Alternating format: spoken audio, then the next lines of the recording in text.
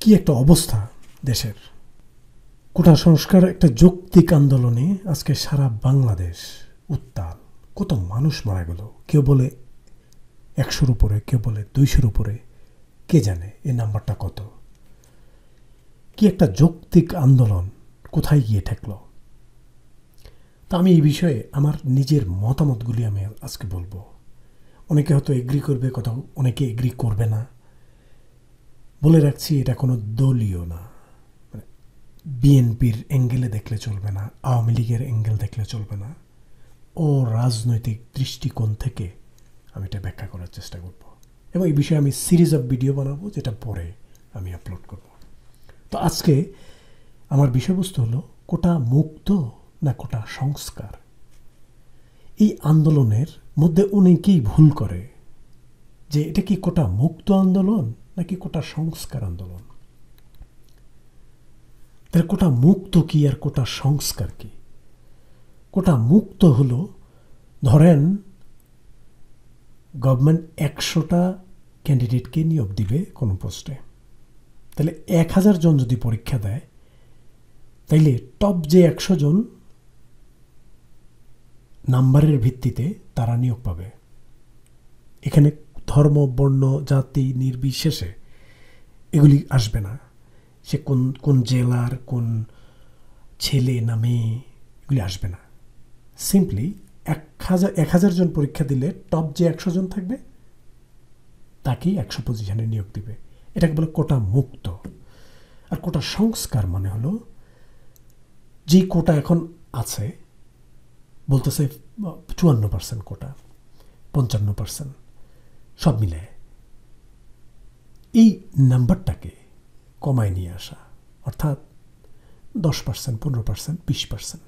যদি 20% হয় তাহলে 100 জনের মধ্যে 80 জন যাবে ফেয়ার কম্পিটিশনের মাধ্যমে, আর বাকি 20 জন যাবে, তারাও কম্পিটিশনের নির্দিষ্ট পরিমাণ নাম্বার পেয়েই যাবে, কিন্তু একটা পর্যায়ে গিয়ে তার ওই বিশেষ কোটার সুবিধাগুলি তাকে বিবেচনা করে সেই 20 জনকে সিলেক্ট করা হবে। তো এটাকে বলে কোটা সংস্কার। তো এটাই হলো আসলে আন্দোলন। তো ভালো লাগে যে আন্দোলনটা আসলে খুবই কম সংখ্যক জায়গায় আমি দেখছি কোটা মুক্ত বলে, ওরা কোটা সংস্কার বলে, যেটা খুবই খুবই যুক্তিযুক্ত একটা আন্দোলন। এবং এই আন্দোলনটাকে গভর্নমেন্টের খামখেয়ালি, ইগো, এগুলির জন্য ছাত্রদের একটা নৈতিক ন্যায্য দাবিটা না মেনে আজকে আন্দোলনটাকে এই পর্যায়ে নিয়ে আসছে। কতগুলি ছেলে মারা গেল, এগুলি মরার কোনোই দরকার ছিল না। সিম্পলি যদি বলতো যে হ্যাঁ, তোমার এই দাবিটা খুবই ন্যায্য, খুবই যুক্তিযুক্ত, আসো বসি, এটা নিয়ে কথা বলি, কোনো সমাধান পাওয়া যায় কি না। এই কথাটা যদি সরকার প্রধান অথবা তাদের কাছ থেকে কেউ একজন বলে, তাইলে এত কিছু হয় না। কিন্তু না, তারা নিজের ইগো, ছাত্রদের সাথে কি কথা বলবো, এরা কি বোঝে না, এরা বুঝে এই ছাত্ররাই আজ থেকে 20 বছর পর বাংলাদেশ লিড করবে। এখন যারা আন্দোলনে আছে এদের বয়স কত? 18, 20, 22, 23। আজ থেকে 20 বছর, 30 বছর পরে হয়তো আমরা থাকবো না বা অনেকেই থাকবে না, কিন্তু এই ছাত্রগুলি বাংলাদেশ চালাবে। তাহলে আপনি যদি এদের কথা এখন না শুনেন, তাহলে আপনি কার কথা শুনবেন? এত হতভাগা আপনি কেন যে যেই লোকগুলি, যেই ছাত্রগুলি, যেই মানুষগুলি আমার ভবিষ্যৎ দেশের, আপনি তাকে ইগনোর করতেছেন, তার কথা শুনতেছেন না। আপনার তো সবার আগে এদের কথাটাই শোনা উচিত, কারণ এরাই আপনার ভবিষ্যৎ। এদের আন্দোলনটা একটা যৌক্তিক, কিন্তু এদের এই আন্দোলনের মধ্যে যদি আপনি খুঁজে বেড়ান, এরা কি বিএনপি, এরা কি আওয়ামী লীগ, এরা কি জামাত, এরা কি শিবির, এটা তো আসলে আপনি সঠিক পথে হাঁটতেছেন না। হতে পারে এদের মধ্যে কেউ বিএনপি, হতে পারে কেউ আওয়ামী লীগ, কেউ জামাত, সেটা আমার বিষয় না। বিষয় হলো সে কি বলতে চাচ্ছে সেটা শুনেন, তাদেরকে ডেকে নিয়ে আসেন যে তোমরা কি বলতেছো দেখি, ভালো করে বলো। কিন্তু সেটা না করে আজকে এই অবস্থায় নিয়ে আসছে, এটা মানা যায় না। বিশেষ করে সরকার প্রধান অথবা সরকারের মধ্যে যারা বসে আছে, এদের সবার বয়স 50, 60, 70-এর উপরে। এই বয়স্ক লোকগুলি যদি এই ধরনের ভুলগুলি করে, গোয়ার তুমি করে, বলার কিছু থাকে না। হতাশ তো আমার পজিশন কোটা মুক্ত না কোটা সংস্কার, আমার পজিশন সবসময় ছাত্রদের মতোই, বেশিরভাগ ছাত্রদের মতোই কোটা সংস্কার। এখন আপনি বলতে পারেন না কোটা মুক্ত হলে সমস্যা কি, এখানে একটা সমস্যা আছে। আপনি এইভাবে চিন্তা করেন, কোটা কেন? কোটা হলো পিছিয়ে পড়া জনগোষ্ঠীকে আগায় নিয়ে আসা। মনে করেন আপনি একটা ফ্যামিলি ম্যান, মানে আপনি একজন বাবা, আপনার সন্তান আছে 5 জন, এদের মধ্যে সবাই চালাক না, হয়তো 2 জন পিছনে পড়া, কোনো কারণবশত সে পিছিয়ে পড়া। আপনি দেখবেন আপনি খাইতে বসলে যেই ছেলেটা পিছিয়ে পড়া তাকে আপনি একটু বেশি করে দিবেন, দিয়ে বলবেন তোরা একটু বাকিরা একটু কম নে, আমার এই ছেলেটা একটু কম পারে, ওরা একটু বেশি দেই, পোষায় দেওয়ার চেষ্টা করেন। কিন্তু আপনি যদি ওই সময় বলেন না ও কম পারে কেন, ও কম পারলে কমই খাবে, তাহলে আপনার ওই ছেলেটা আপনার বাকি ছেলেগুলির সাথে পারবে না। তাহলে আপনার বাবা হিসাবে আপনার তাকে টেনে তুলতে হবে।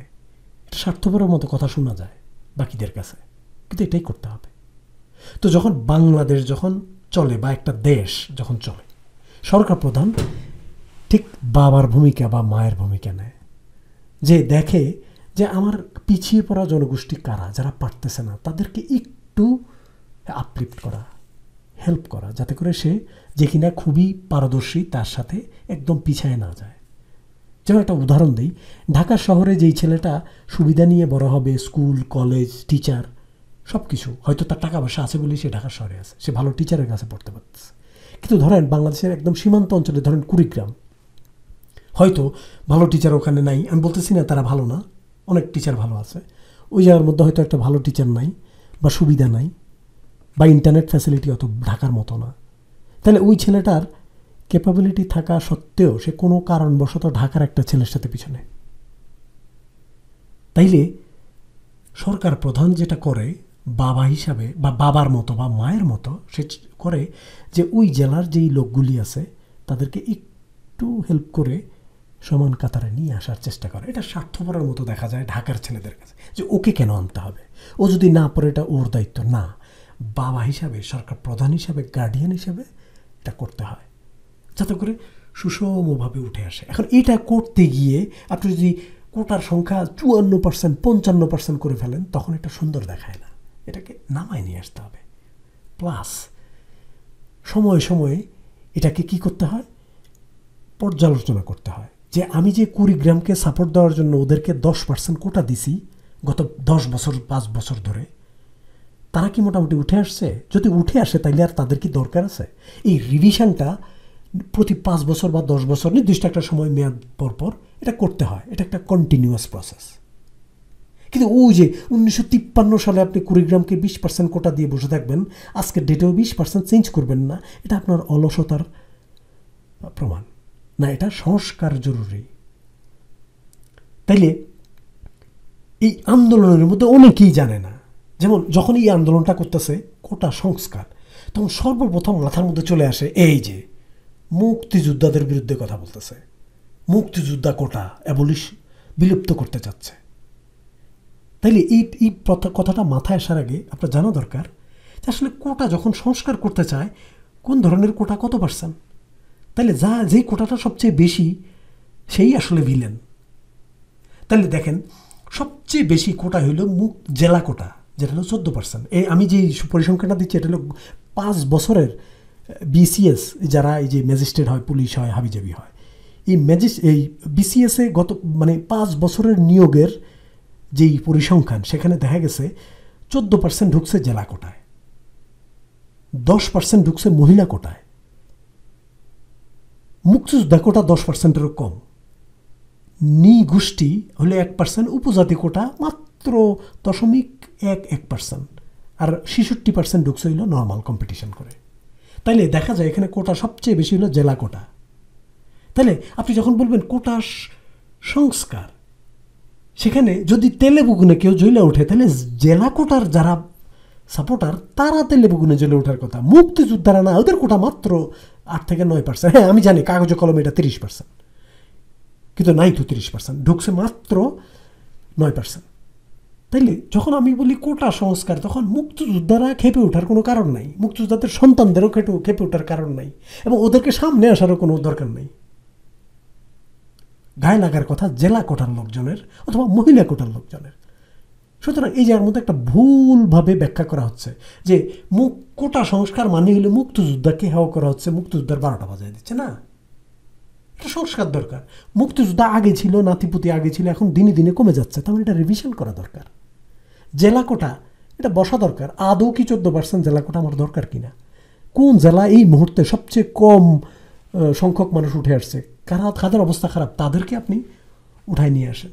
মহিলা কোটা, আমার মহিলা ঠিকমতো ঢুকছে কিনা বিভিন্ন শ্রেণীতে, বিভিন্ন জবে, যদি মনে করেন যে হ্যাঁ এনাফ মহিলা ঢুকে গেছে, তাইলে 10% মহিলা কোটা রাখার দরকার আছে কিনা এটা এখন রিভাইজ করার সময় আসছে। এটাকে বলে কোটা সংস্কার। সুতরাং যখন কোটা সংস্কার আন্দোলন এটাকে অটোমেটিক্যালি মুক্তিযোদ্ধাদের বিরুদ্ধে পক্ষে এটা দাঁড় করায়, এটাকে রাজাকার অরাজাকার স্বাধীনতার পক্ষে বিপক্ষে করে একটা অস্থিতিশীল পরিস্থিতি সৃষ্টি করে। এটার জন্য দায়ভার যেমন গভর্নমেন্টেরও আছে, তেমনি কোটা আন্দোলনকারী যারা আছে তাদেরও কমিউনিকেশনে কী করতে হবে, আর একটু ক্লিয়ার হইতে হবে যে আমি যখন কোটা সংস্কার আন্দোলনের ডাক দিচ্ছি, এটাকে মুক্তিযোদ্ধা কোটাকে আমি বন্ধ করার বা সংস্কার করার মেন উদ্দেশ্য না। মেন উদ্দেশ্য হলো জেলা কোটা 14%, কারো গায়ে লাগলে ওদের আগে লাগবে।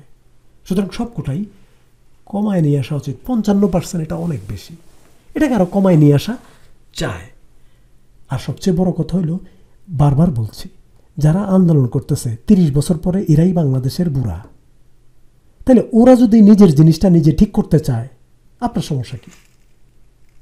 আজকে 20 বছরের একটা ছেলে বলতেছে যে আমি কোটা ছাড়া ঢুকতে চাই কম্পিটিশন করে, মেধা দিয়ে। যদি এই মেধা নিয়ে, এটা নিয়ে আমি পরে আরেকটা ভিডিওতে আলাপ করব। সে বলতে চাচ্ছে আমি মেধা দিয়ে কম্পিটিশন করে আমি ঢুকতে চাই, 20 বছরের একটা ছেলে বলতেছে। তাহলে এই ছেলেটাই 30 বছর পরে দেশ চালাবে, দেশের কিছু একটা হবে। তাহলে সে যদি তার ভাগ্যটা সে নিজে ডিফাইন করতে চায়, তাহলে আমি কেন তাকে সাপোর্ট দিব না? বুড়া হিসাবে সরকার প্রধান, বুড়া বলতে আমি বুঝাচ্ছি এই 20 বছরের ছেলের তুলনায় বুড়া বয়স্ক, তাদের উচিত একে সাপোর্ট দেওয়া, আর সন্তানের মতো। কিন্তু না, এটা না করে কি করলো, নিজের খামখেয়ালি করে সরকার প্রধানরা নিজের ইগো সামলাইতে না পেরে তারা এই কাজগুলি করলো। ছাত্র সংগঠন, সরকারি দলের ছাত্র সংগঠনগুলি কি করলো, তাদেরকে মারপিট শুরু করলো। কিন্তু এটা তো কি না, রাস্তা না, এটা কোনো ভালো পথ না। একটা সুস্থ সমাজের, সুস্থ কান্ট্রির, সুস্থ লিডার, সুস্থ জননেতা এইভাবে যদি চিন্তা করে, তাহলে সে দেশের উন্নতি হয়তো হবে, কিন্তু যেইভাবে হওয়ার কথা সেভাবে হবে না। আমি আবারও বলছি, আমি কোনো দলের পয়েন্ট থেকে কথা বলছি না, আমি কোনো আওয়ামী লীগ, কোনো বিএনপির পক্ষ থেকে কথা বলতেছি না। আমি সূক্ষ্মভাবে চিন্তা করে এ কথাটা বলতেছি। আমার কাছে মনে হয়েছে এদের দাবিটা যুক্তিযুক্ত। এদের দাবিটা শুনলে আপনার কোনো ক্ষতি হবে না। যান শুনেন, একবার দাবিটা শুনেন, শুনে তারপরে বললেন তোমার দাবিটা আমার পছন্দ হয় নাই। তাও তো একটা শান্তি যে আমার দাবিটা আপনি শুনছেন। কিন্তু আপনি যখন দাবিটা শুনতেই চাচ্ছেন না, যে আপনাকে মাইর দিয়ে আপনি দাবি ঠান্ডা করে দিবেন, এটা রং, এটা কোনো সুস্থ পথ না। আপনি এটা এই স্ট্র্যাটেজি দিয়ে আপনি বেশি দূর আগাইতে পারবেন না। এটা আপনার ক্ষতি বয়ে নিয়ে আসবে, আপনার জনপ্রিয়তা কমবে, আপনাকে খারাপ চোখে দেখবে, আপনাকে গালিগালাজ করবে মানুষজন। আমি কোনো গালিগালাজের পক্ষপাতী না, আমি আমার শত্রুকেও গালি দিতে রাজি না। কারণ কি, এটাকে ইংরেজিতে বলে ডিহিউম্যানাইজেশন, মানে ডিহিউম্যান করা একজনকে। আমি যদি গালি দিই তাহলে 2 দিন পরে আমাকেও গালি দিবে। সুতরাং এইটা কোনো সমাধান না, আমরা পারি। এটা হলো সস্তা সমাধান, যে একজনের ভালো লাগলো একটা গালি দিয়ে দিলাম।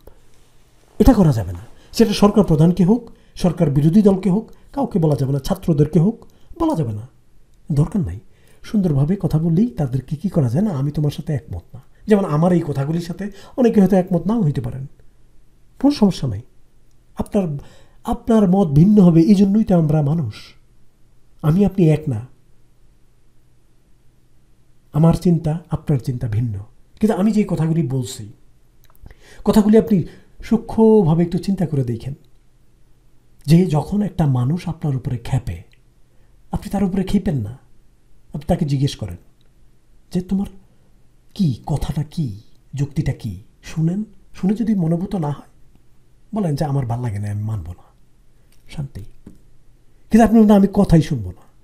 তো সরকার প্রধান যে কাজটা করছে, আজকের এই আন্দোলনে, আজকের বলতে মানে এই কোটা আন্দোলনের, কোটা সংস্কার আন্দোলনের প্রথম থেকেই আমি দেখি নাই কারো কথা বলতে যে আসো তো বাবা, আসো চা খাইতে খাইতে কথা বলি, এত ভাত খাইতে খাইতে কথা বলি, আর নাস্তা খাইতে খাইতে কথা বলি। কি সুন্দর একটা সিস্টেম, তাই না? যদি হইতো, যদি বলতো যে আসো নাস্তা খাবো, তারপরে তোমার কথাগুলি শুনবো।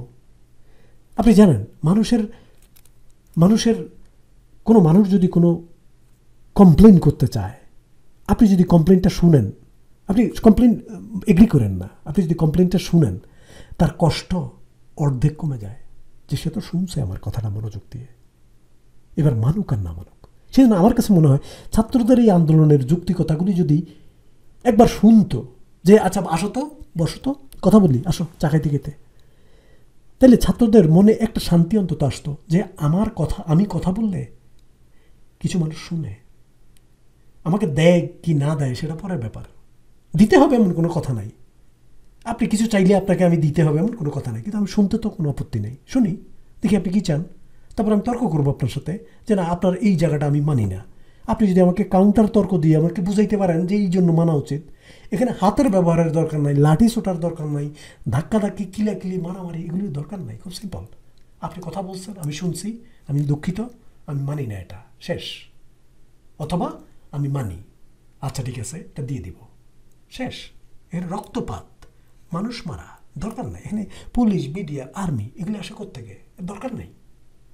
তা আমি বলবো এই বয়স্ক লোকগুলি যারা কিনা রিলেটিভলি বয়স্ক, 20 বছরের আজকের ছাত্রদের তুলনায়, আমি 20 বছর বলতেছি, একটা অ্যাভারেজ বয়স বলতেছি, এদের তুলনায় যারা ক্ষমতায় আছেন বা দেশ চালাচ্ছেন বা পুলিশে আছেন, বিডিআর আছেন, আর্মিতে আছেন, আপনার বয়স্ক এদের তুলনায় আপনার লজ্জা হওয়া উচিত যে আপনি বয়স্ক হয়ে আপনি ছোট্ট একটা বাচ্চা, 20 বছরের একটা বাচ্চা ছেলের কথাটা শুনলেন না, মানেন পরে কথাই শুনলেন না।